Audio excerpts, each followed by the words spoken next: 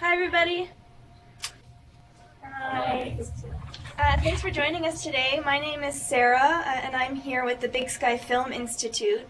We're based in Missoula, and we put on the Big Sky Documentary Film Festival, which just happened in February. It's a 10-day festival that's all documentary film, which is pretty special and fun. And with some help from the Academy of Motion Picture Arts and Sciences, we were able to start this new initiative that brings films about Native issues into the classroom. So this is our third Native Filmmaker Initiative Film Club. We've already watched Good Meat and Yellow Fever, and this session is going to be all about Indian Relay. Could I see a show of hands of who's had a chance to watch the film already? Everybody, awesome. Great.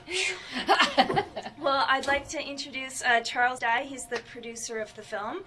Charles, would you like to introduce yourself and talk a little bit, maybe a brief summary of the film and how you got involved with the subject?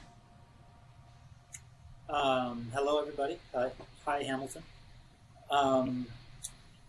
Let's see. I was producing a film for Montana PBS in 2009 called Before There Were Parks.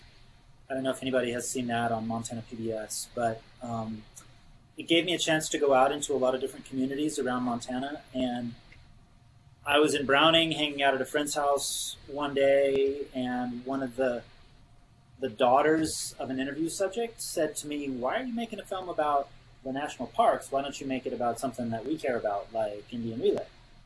And I said, "Well, what's Indian Relay?" And she told me what it was, and I said, "Oh my God, like that's an incredible story." And so in 2010, I started driving around. I think I went to something like, I don't know, eight relay races in 2010, and started trying to think about how to make a film, and I started raising money. And then in 2011, I think I attended like 70-something relay races and made the film that you guys watched. Mostly in 2010 and 2011, we wrote grants and raised money for the film. So I'm not sure if I'm answering the question correctly, but I was just kind of like the main little Energizer bunny behind getting the film made. I did hire a lot of great cinematographers, because by the final race, we had something like 13 cameras running during the race.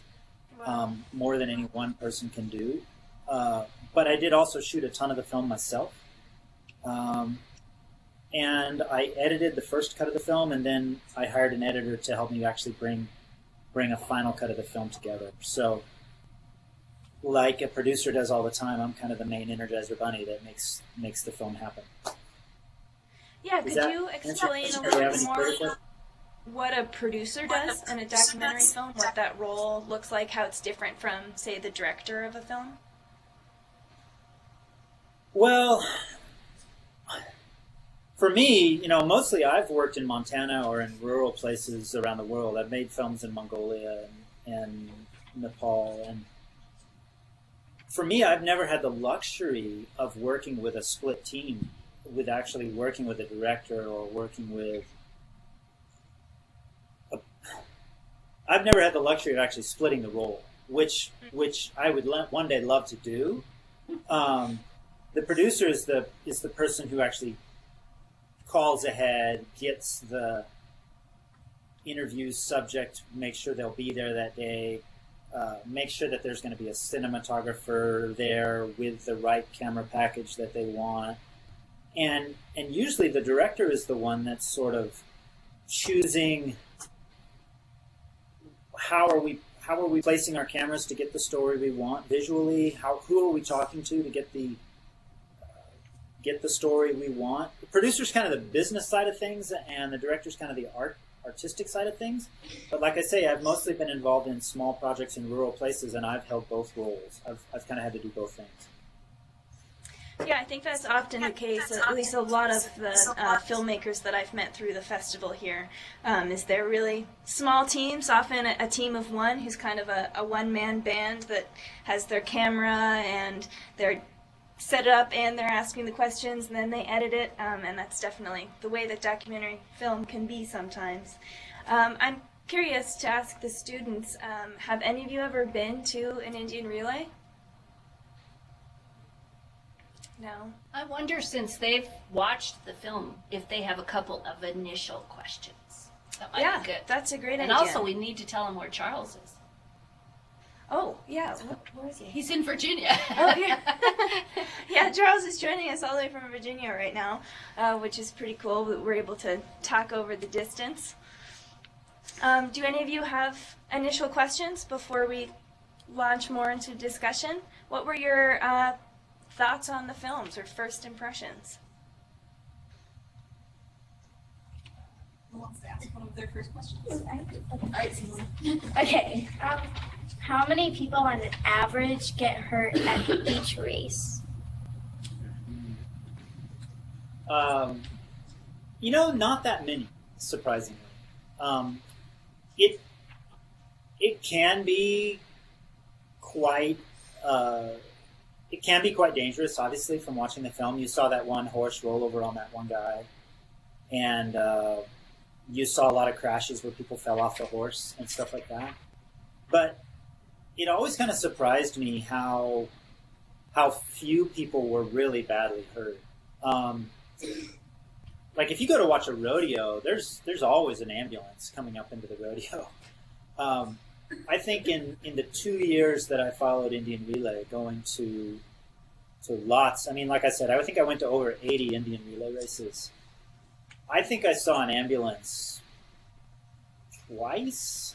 Where someone was badly hurt enough, maybe 3 times where someone was badly hurt enough. So, like 1 out of every 30 races, somebody will get hurt bad enough to go to the hospital. As far as bangs and bumps and scuffs, like Punkin was hurt near the end of the film when he was limped off the track when his buddy Lance was helping him off the track. He was pretty badly hurt, but Punkin was getting kind of old. I'd say that level of hurt, where you're kind of walking off the track and you're bruised up for a couple days, that would happen, I don't know, 1 out of every 20 races or 1 out of every 10 races where somebody would fall off the horse. So it's not maybe as dangerous as you would think, surprisingly, because it looks crazy. And if you've ever jumped up on a horse bareback and ridden full speed, it seems like you can die at any minute. But those guys are good. They're really, really good. I was amazed at their bravery and then also their resilience after they were injured, how they were just so willing to get back at it and keep trying. It's really cool to see. Toughest Any people other I've ever. initial questions in the classroom?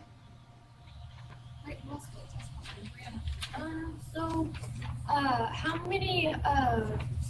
many teams go in a race at one time? It varies from site to site, but average, let's say 6 to 8 teams.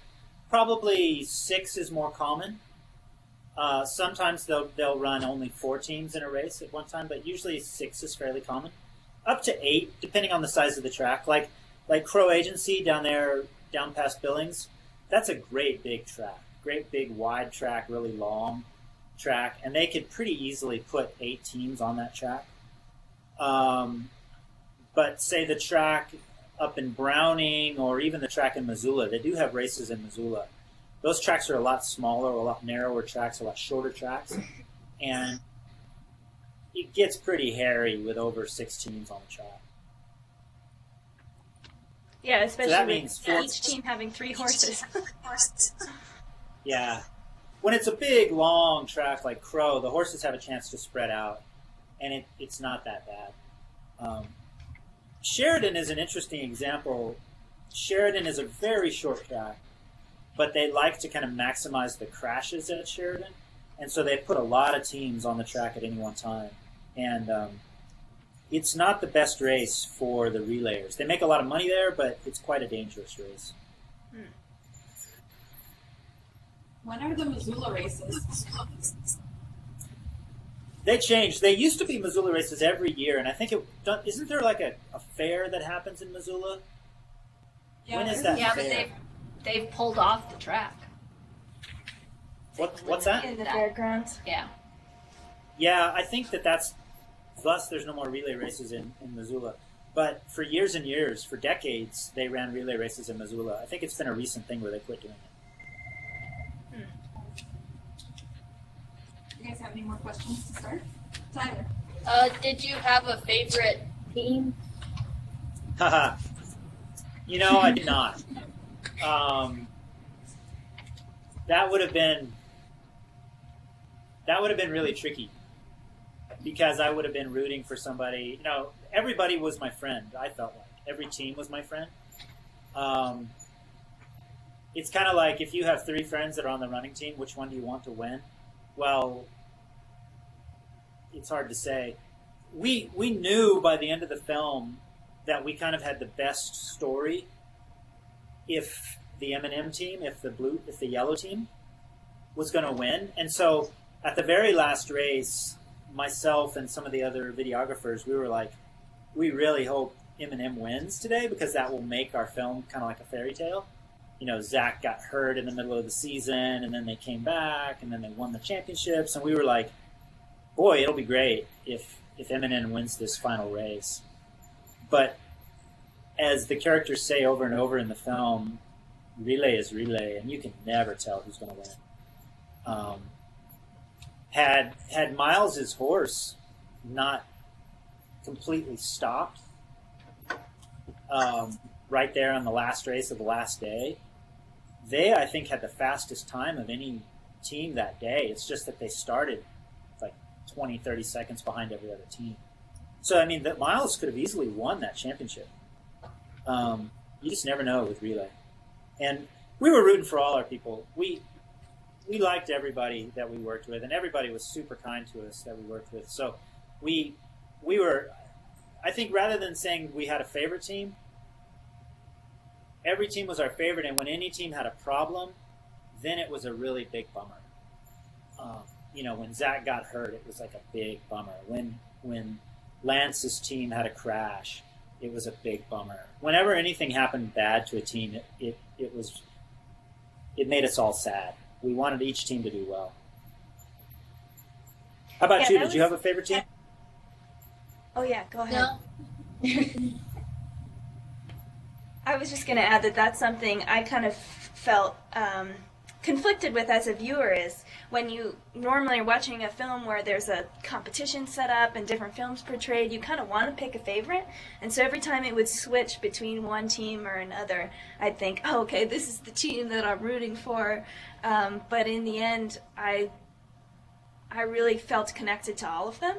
And I think that was really well done in the film, setting up the juxtaposition between the spirit of competition, but then also portraying how the Indian relay community as a whole really supports each other. And in a way, they're kind of one big family, even though they're rivaling tribes. How did you find that balance? Well, the very first national championship I went to in 2009, some buddies of mine, it was actually called the Two Medicine Team, I think. Badger Two Medicine Team. They didn't last to the next year. They reshuffled and they didn't all participate the next year. But the very first year, Badger Two Medicine won the championships, and I was like out of my mind, excited for them. I'm like, you won the championships. That's so awesome! And they completely brushed it off. They were like, yeah, it was a good day. We had a good day. But, these other teams had a good race. And I'd go over to the other teams, and they'll be like, those guys won, but we'll win next year. Like, nobody was, like, really crushed. And even the team that really won wasn't that like, super amped up, we're the greatest people on the earth, we're the greatest. They instead were just super humble about it. And it was an education for me. I was like, whoa, this is something culturally different. In my culture or in mainstream culture, when you're the winner, you're like the greatest in the world. And it's kind of like, it wasn't that way at all when I was at the Indian relay races. People, when they would win, they would have a good time. They'd shake everybody's hands, and then very humbly they would say, the cards were in our favor today. Things went well. I'm really happy our horses ran well, but it's a bummer these other teams had bad luck. I just hope I can have a good race next weekend. But it was always about, this week we got the bragging rights, but it was very much of an awareness of like, Indian relay can go, either way really, really fast. You can really quickly lose an Indian relay race, and everybody knows that. So it's So kind of how both did we get the values of the community and the nature of the sport itself. Yeah. Has anybody here seen the film? I can't believe I'm blanking on the name of it. Has anybody here seen Spellbound, the documentary Spellbound? Anybody? I haven't. Spellbound is I think it might be an Academy Award winning documentary, or at least it's quite a famous documentary from the late 2010s. Or, I'm sorry, probably from the early 2000s. And it followed a bunch of kids from around the country to the National Spelling Bee. Oh, yeah. And I always loved the structure of that film because you never knew who was going to win the spelling bee. Like, you were with this person, and you were with that person, and you were with this person. And right up until the very end, you wanted every single person in that film to win.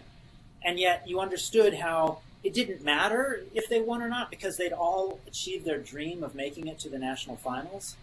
And so when we were trying to figure out how the edit was going to go for Indian Relay, I tried to cut it to where it ended a lot like Spellbound, and I showed my editors the movie Spellbound, and I said, watch how this movie ends. This is how we want to end Indian Relay. This is the right feeling for this film.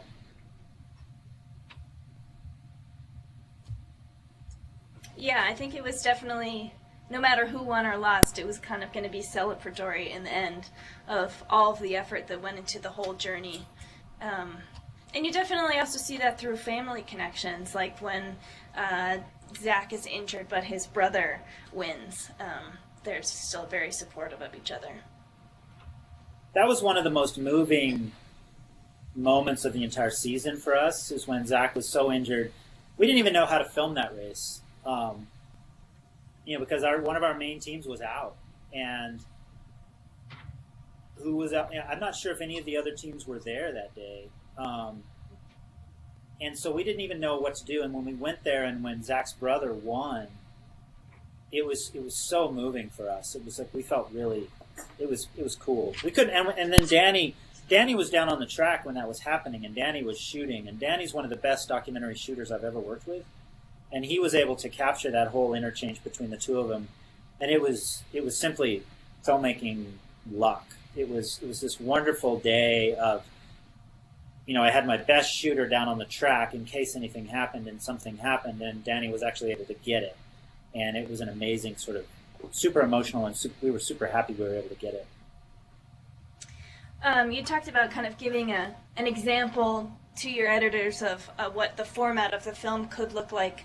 And just to elaborate a little bit on that, with documentary film, what a lot of people, I think, don't really realize, because if you do it well, it's hidden, is that you shoot hours and hours, hundreds and hundreds of hours of footage, and a lot of it ends up on the editing floor. And you really could create 10, 20 different movies from the same set of footage. So a lot of creativity of what the story is, who you focus on, what the format's going to look like, comes out in the editing process in documentary film. Whereas with the narrative, you are able to make a script, set out your scenes, and you have a better, bigger picture of what the film's going to look like at the end from the very beginning. So what's kind of interesting to think about for the students is maybe if you had all of this footage of the races, how would you want to edit it? How would you put it together? And what maybe would the film look like? How would it be different if it had a different format? Like maybe how would it be different if we just followed one team and then kind of just saw the other teams on the periphery? Do you guys have any thoughts about that? Did you guys ever think of that? Like how the movie could have been laid out differently? Yeah. Any ideas on how they could have done it? Like what she was just saying. Yeah. Any other ideas? It's having more like what Brianna said, and like putting more footage of that one team. The Eminem team. Yeah. Like, Guys, you're going to have to speak up just a little bit. They were good ideas, but They were talking about what Sarah was talking about, like focusing more on Eminem or one of the other teams and just watching them most of the time. What do you think, what effect would that have on you as a viewer?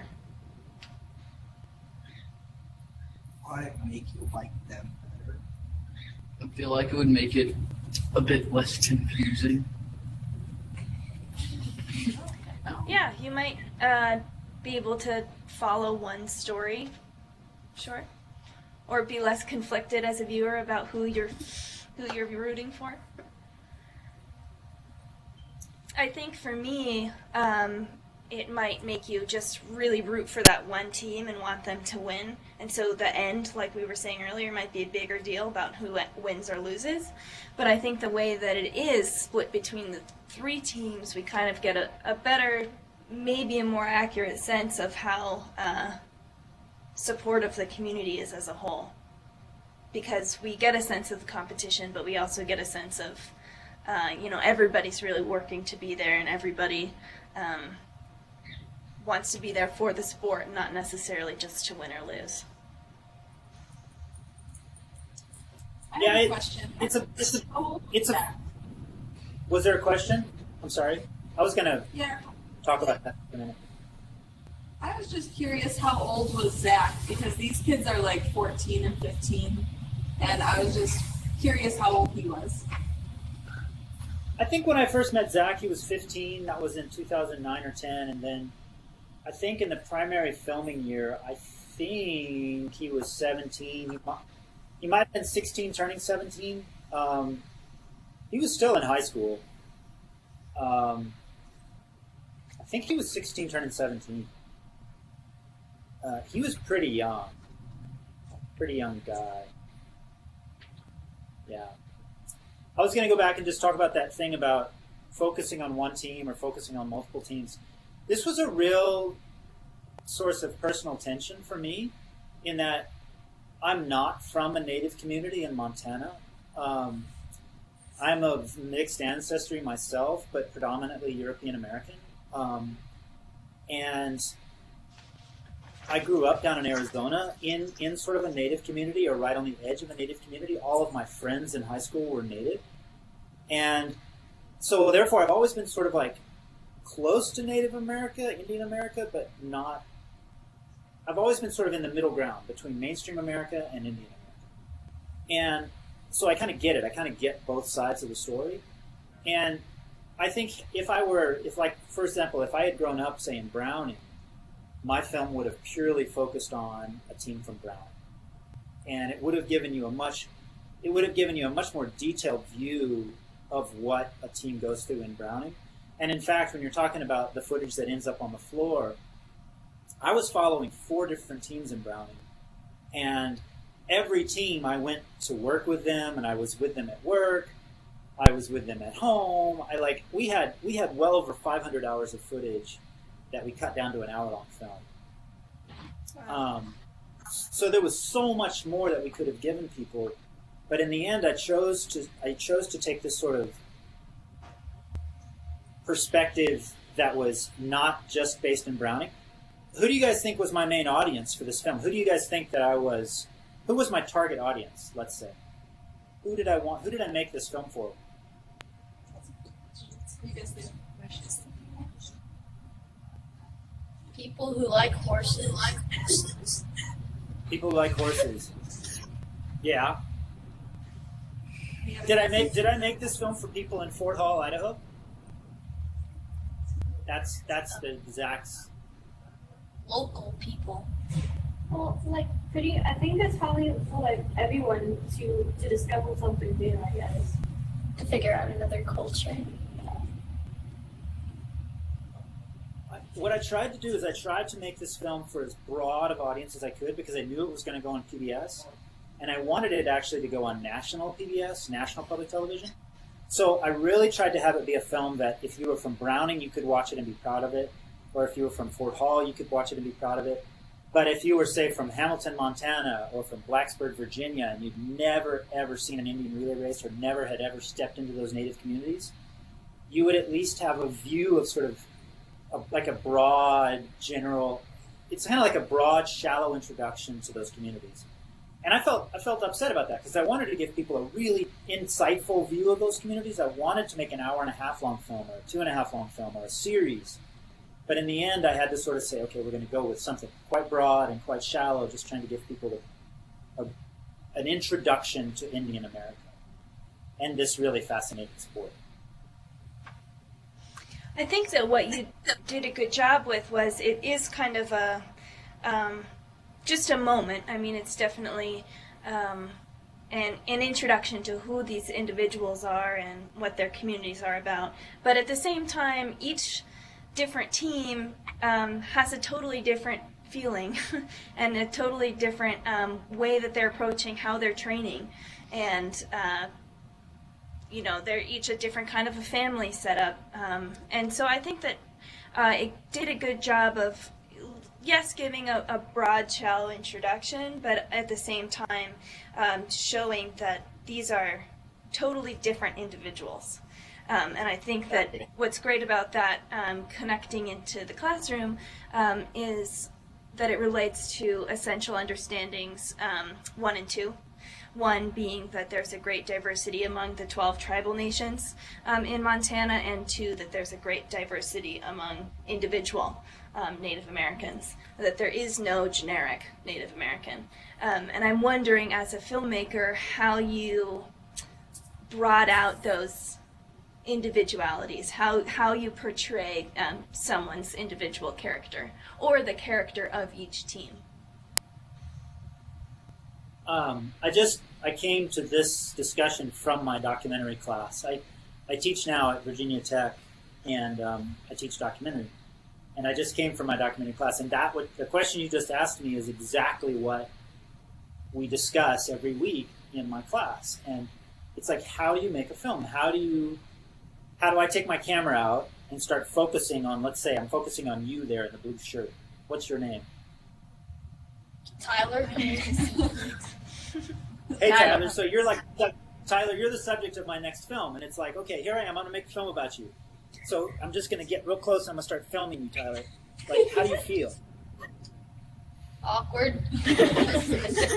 Right? Yeah, you totally feel awkward. And so how do you go from being, I'm this outside person who's like capturing you, I'm recording your life. How do I go from being that person to being somebody who you won't feel awkward with, who you'll feel comfortable with me sort of translating your life to people outside of this classroom? Like, no one's met Tyler from Hamilton before, but if I get to spend some time with you, like, what do I do to have you feel more comfortable with me? And my answer is very long. My answer is you get to be friends with people. You get to be where Tyler would actually trust me after a while, and Tyler would understand, why am I doing this to him? Like, why am I filming him? And it would be something that Tyler would be like, that's cool. I understand what you're doing, and I understand your project, and I don't think that you're going to embarrass me or make me look like a jerk, or, you know what I mean? I think you approach people with a lot of respect, and then in the end, people can relax and be themselves. I think there are those kind of documentary makers who set out into the world to try and like take somebody down and to paint somebody out to be a jerk, but that's not the kind of filmmaker I am. The films I make are sort of celebratory. They find somebody doing something really cool and they say, look at what you're doing. That's so cool. Like, do you ever want other people to know about what you're doing? And people say, sure. Like, Tyler, what, for example, are your hobbies? Baseball. Baseball. Are you any good at baseball? Sure. That's awesome. Like, I would never be able to say that. I would never be able to say that I'm good at baseball, so I'm totally psyched that you can actually say you're pretty good at it. Would it ever be cool for me to, like, tag along and, like, film you doing some practice with your friends? Sure. So, I mean, that's usually how it works. It's like stuff that we like doing and stuff that we're kind of proud of, that we're good at. We usually will be okay if a filmmaker comes into our world and films us doing it, so long as we trust the filmmaker to not be a jerkbag. And the way you do that is, you know, you Google the filmmaker, you see the kind of films they've made in the past, you talk to them, you have you have dinner with them, you see what kind of person you think they are, and then it's like, yeah, you can come film me just playing baseball with my friends. Let's see what kind of film you can make. And then the other thing I always promise my the people I work with is I always promise that they can I show them the rough cut of the film, and I say, did I get anything wrong here? Is there anything wrong? And then Tyler would say to me, well, I didn't like that time you got the time I was trying to catch that grounder and it popped up and hit me in the face. It's like, I don't want anybody to see that.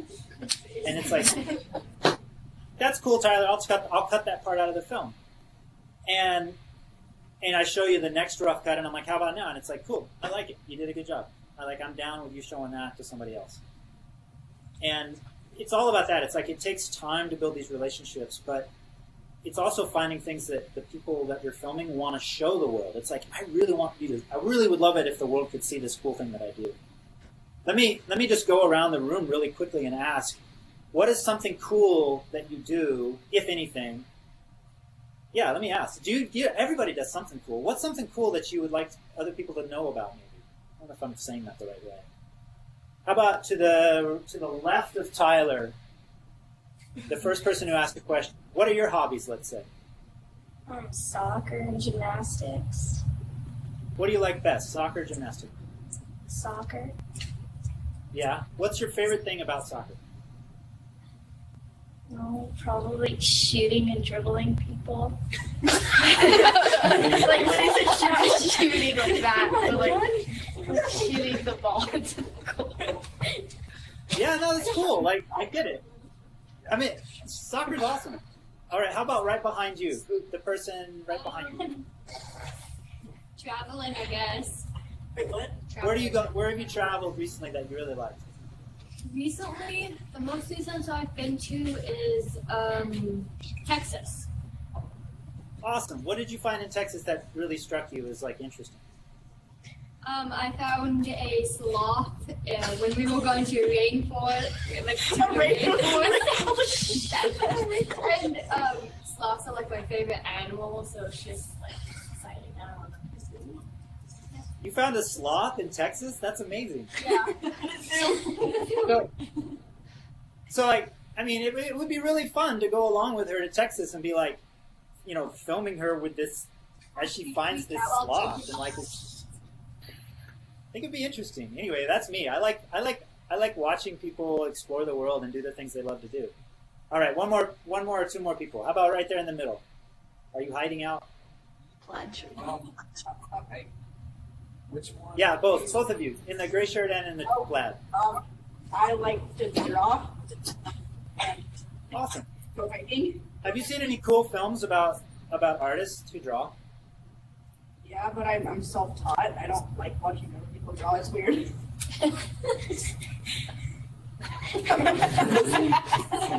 I completely agree with you, but I think that there's some awesome films out there in the world just about artists who are self-taught and doing like really cool art.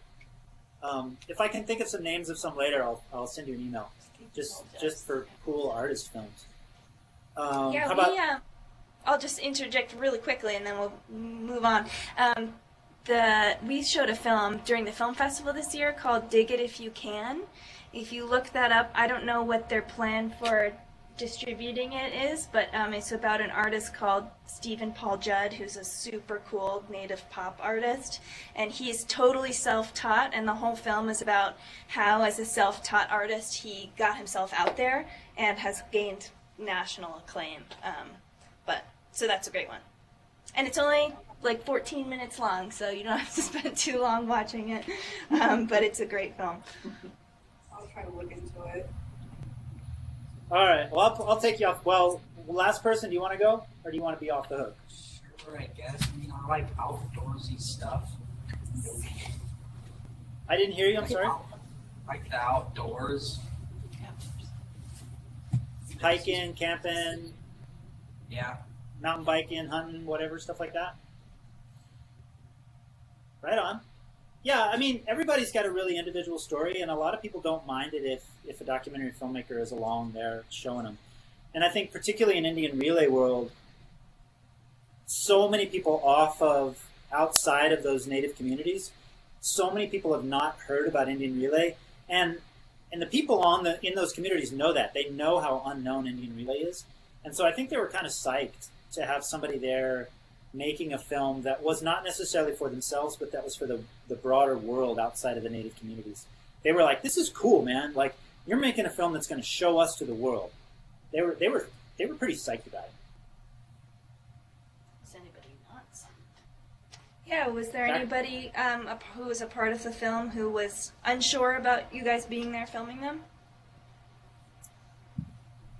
Oh boy, it was a bit of a process making the film because we started off with 3 teams plus an alternate the first year. I traveled all the races and I was talking to different teams and I was saying, kind of like what I'm doing with you guys right now, I was like, hey, I'm a documentary filmmaker. Do you mind if I put my camera in your life?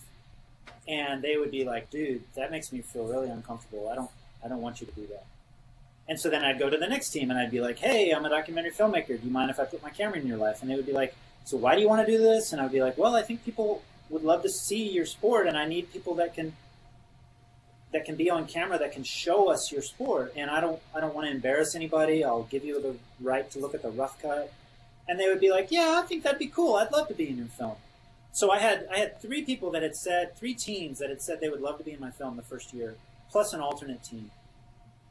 By the time I started filming 1 year later, all 3 of those teams had problems. They'd either broken up due to relationship problems, or they'd gotten injured. One guy had broken his leg. Another guy had gotten in a really bad car wreck. And I was down to my one alternate team. My one alternate team was Eminem, the team that finally won in the film. And so then I had to go out really pretty quickly and find 2 more teams to work with. But what I discovered very quickly was that on the first race of filming or the second race of filming, a lot of the teams were like, hey, why do they only get to be the team that you're filming? Like, Indian Relay is about everybody. It's about the whole community. You should film every one of us. And I was like, oh my God, like, how am I going to film every one of us? So at one point I was filming about 9 teams at every race. And it was crazy. It was crazy the amount of footage that I was putting onto my hard drives after every race. Like I was filling up terabytes of space, filming all these different teams. And then after a while, some of the teams, I mean, even Eminem, on the last weekend of the last racing, Eminem had a bad race. Do you guys remember when they lost to that gray horse? It's near the end of the film. Eminem is having a really kind of a bad race, and they lose to a gray horse. It looks white. That night, Kendall was in a super bad mood. And he was like, dude, I don't want you filming. I want to drop out of the project. And I'm like, you can't drop out of the project. We've been filming you for over a year. Like, you can't do it. And he was like, well, I don't want you to show me losing. And I'm like, it's part of winning. Like, you have to show losing if you're going to be winning. And he's like, well, I don't know if I'm going to win. I'm like, nobody knows if you're going to win. So it took some massaging sometimes to have people. I mean, you're around 1,000-pound racehorses going 35 miles an hour. There's a lot of adrenaline. There's a lot of emotion. And sometimes people needed to be talked to in a very calm way to say, like, it's all going to work out. We're going to not make you look bad. Just because you lost today doesn't mean you're going to look bad. Like trust us. And we'll still show you a rough cut. And you'll get to tell us anything that you want to take out of the film. It's going to be totally fine. So. It's one of the reasons why I love getting to meet documentary filmmakers is because they're all very friendly, approachable, trustworthy people because they have to be able to make the films that they do. I just want to check in with the class in Hamilton so that we can make sure we get in any questions that you have. How much longer is your class period? I'm so glad you stopped us because I wanted to interrupt and let you know we only have a couple minutes left. So, all right, let's get in any final questions. Go ahead, Carson.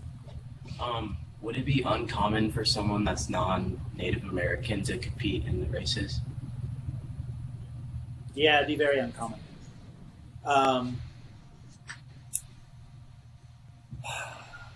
A lot of that has to do with insurance, and a lot of that has to do, and that gets complicated really quickly. To compete in Indian Relay, the folks have to have insurance. and very few non-Indians have the kind of insurance that is needed, and it's a weird game. That's a really weird world, the whole world of health care for Indian relay riders. But at this point, I don't know of any non-native teams that are riding Indian relay. All right, one more question. So is horse racing like nationwide, or is it only around like Montana? Indian relay is growing. It in its present form, bareback, 3 horses. It started probably in the 1960s in Idaho, and it went up pretty quickly into Montana, and then it has drifted over into Washington and Oregon, and now quite a few tribes over in the Dakotas are starting to race. There's a tribe down in Utah that's racing, and I've heard that some New Mexico teams are going to start to race. And then they're also doing some racing over in Minnesota. So it's starting to grow, but it's definitely centered around Fort Hall, Idaho, Fort Washakie, Wyoming, Crow Agency, Montana, Kalispell, Montana, Browning, Montana. Kind of the if you were going to draw a pin in the middle of Indian relay, it would be somewhere in the middle of Montana. With Idaho being, Fort Hall, Idaho is in many ways kind of the granddaddy of the sport. Many of the old teams and old traditions come out of Fort Hall, Idaho. But they have a lot of relay racing going on in Washington State and a lot going on now in the Dakotas. So we're pretty close. There's probably an opportunity somewhere to go see one. Well, you guys have to wrap up, so I just want to thank you all so much for watching the film and joining us today. Also, definitely want to thank Charles. Big thank you for joining us all the way from Virginia. And I hope that you all and anybody watching this recording might get a chance to engage a little bit with all of the educational materials that Vision Maker has made to go along with the film. So thank you, everybody. I just want to say, oh, you're welcome. I wanted to say thanks to everybody, and if anybody has any questions, feel free to email me. It's really, the relayers are amazing, and I just want to say thanks to the relayers for letting us film this wonderful thing and for letting us sort of share this wonderful sport. All right. Thanks, everybody. Thank you.